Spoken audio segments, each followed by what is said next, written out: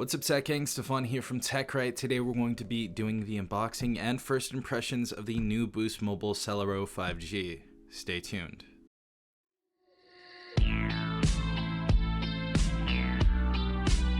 Alright everyone, hopefully you guys are having a good day. Boost Mobile was actually nice enough to go ahead and send this device out, but I will be giving you my opinions.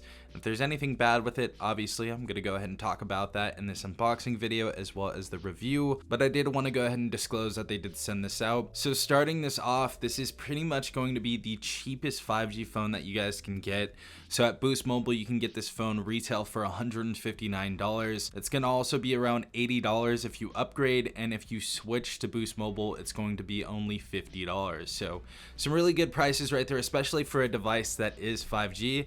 And I think you guys are going to be impressed by the specifications as well. So getting into the specifications, obviously this is a 5G device, and this does have a 6.5-inch 720p display. So this is not going to be full HD, but we'll go ahead and see how decent the display is once we unbox it. This does have 64 gigabytes of internal storage, 4 gigabytes of RAM. This also has a MediaTek 5G processor. So because of the chip shortage that's going on, because of what's going on, I don't want to go ahead and alert them on this video, but there is a chip shortage currently in the United States. So they actually made their own in-house chip, which is nice to see, and we're going to obviously see how that runs as well. We have a 4,000 milliamp battery inside of this device as well, and I believe this is going to have Android 11 if I'm not mistaken, but we're going to go ahead and see what it has inside of this device in just a second. All right guys, let's go ahead and open this up. So we have the phone right here. We actually usually have a SIM ejector right here, but I went ahead and took that out to actually go ahead and pop in the SIM. We also have this paper guide that has our safety and regulatory information and start guide, of course. We have a USB to Type-C data cable. And we also have our 15-watt wall charger, which is actually really impressive considering the price. Next, we're going to go ahead and open this up and see how the body looks. Just first impressions on this, or my first impressions when I first saw this. Beautiful back right here. We kind of have like a matte metallic look on the back. We have our cameras up there, so we have 3 different cameras right there, and we also have our flash.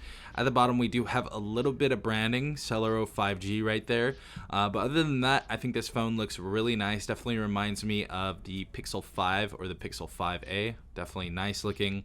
On the right side, we actually have a fingerprint sensor, which is really nice to see, and we're going to go ahead and test and see how accurate that is, because I actually did not test that out yet. We also have our volume up and down rocker. Bottom of the phone, we have our mono speakers, so this will not have stereo speakers, but we're going to test out to see how decent this speaker is. So we have our bottom firing speaker, our USB Type-C port, our mic, and we also have our 3.5mm headphone jack. Left side of the phone, we have our SIM tray, and top of the phone, we have another noise canceling mic. Now, as far as the build on this device though, it actually feels really premium. I was super surprised when I first took a look at this device. If this isn't metal, this definitely has to be a polycarbonate material, which is basically condensed plastic, and they kind of use the same thing on the Galaxy A52, but very, very premium feel all around the entire phone. Great stuff right here. This is actually really impressive for $100. Now, first thing I actually want to go ahead and test out is the fingerprint sensor. So we actually went ahead and did that. We set it up. Let's go and test it out. 3, 2, 1, go. Cool. 3, 2, 1, go. Pretty accurate. 3, 2, 1, go. Nice. So we have an accurate fingerprint sensor right here for about $100 on this device on average. That's really, really decent. And I like that it's not on the back of the phone. That's kind of an outdated form factor, but I'm really liking what I'm seeing so far. Also, pretty tactile buttons. This is gonna double as your power button as well. Pretty tactile, to be quite honest. And getting into the phone, finally getting into the UI, about 12 gigabytes of space is going to be utilized on here, so you're going to be left with about 46 to 48 gigabytes to go ahead and download stuff, but you can actually go ahead and delete all of the bloatware that's on here. Bloatware doesn't actually come on your device until you sign into the App Store and you turn on Wi-Fi or you turn on your service. Then it will actually go ahead and start downloading all of the stuff. But if you don't want it, you guys do actually have the option to go ahead and uninstall it. So you just go ahead and drag uninstall, and there's going to be a few of those bloatware applications on here depending where you currently are in the regions. But so far the screen looks decent. As far as the viewing angles, they don't have the greatest viewing angles. Kind of goes between this dark and light hue, but honestly for $100 I'm not really knocking it, but the screen definitely could have been better.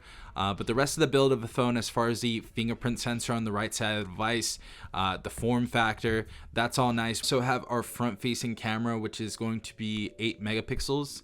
And that's going to be in our little notch right there. Kind of an older design, obviously reminiscent of the Galaxy A12, but we also have our main camera in the back that's rated at 16 megapixels, and we're gonna go ahead and try that out right now. Actually, let's go ahead and do that before we go ahead and check the Android level. And I believe the Android level, as I said before, was Android 11. But we're gonna go ahead and take a photo really quick. Obviously this is in studio lighting, so take this with a grain of salt. This isn't going to be what it produces all the time, but in good studio lighting you get some pretty clear and colorful photos.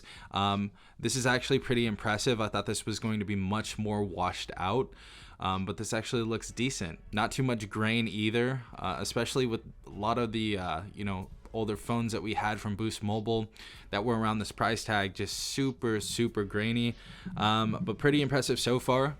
Just taking it in a well-lit area. Now obviously we went through all of the bloatware and stuff like that. You have Candy Crush, all of the Boost Mobile applications right here. You got voicemail, which is I guess not really bloatware, but but going in here, we're gonna go and check out the software and see what we're running. So we are running Android 11.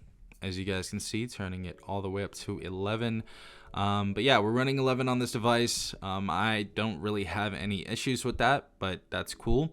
We're gonna go ahead and test out the speakers, see how the screen looks, and then wrap it up and obviously do our full review later. But so far this is looking pretty decent for $100. So we're gonna go ahead and test out our speaker right now. Obviously we only have one at the bottom, as I said before. Let's go ahead and play this out and see how this sounds.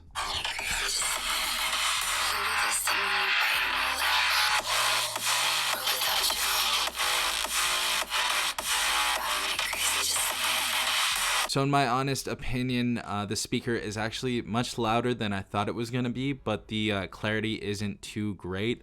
This is a subpar speaker, and this is what you should expect around a price tag of $100. So definitely nothing amazing, but it's definitely rated for the price. Now, as far as watching videos and landscape mode, the screen actually looks really good. This is a nice looking screen. We can watch videos, I think up to 1080p at 60 frames per second, obviously downgraded to a 720p display, but this honestly looks really good. The colors look decent, and honestly what's most impressive is the blacks on this device's screen are deeper than I would have thought. So this actually looks very passable, and I think you guys are going to have a very good time watching, Netflix, YouTube, and going on social media and stuff. So looks good.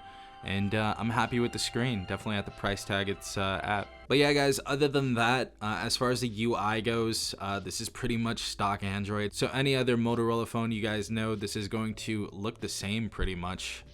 So I like it. And as soon as you get that bloatware off, you put on a different launcher, change that wallpaper, it's definitely gonna feel like a different vibe. And for $100 for a 5G device, that is really impressive. And we're actually going to be testing out Boost Mobile's 5G in different areas because they did give me some cards to actually test out the service. So if you guys want me to make a separate video on that, definitely leave it in the comment section down below. But so far for $100, this is definitely a win, especially if somebody wants a device that's 5G. They don't have a lot of money to spend. And they don't want to spend more than $100 or $160. This is definitely going to be a go. Yeah guys, hopefully you did enjoy this video. Hopefully I did bring some value to you. But if you guys did, definitely hit that like button as well as subscribing and hitting that notification bell so you guys can be notified every time I do upload a new video. This has been Safan from TechRight. Peace out, Tech Gang.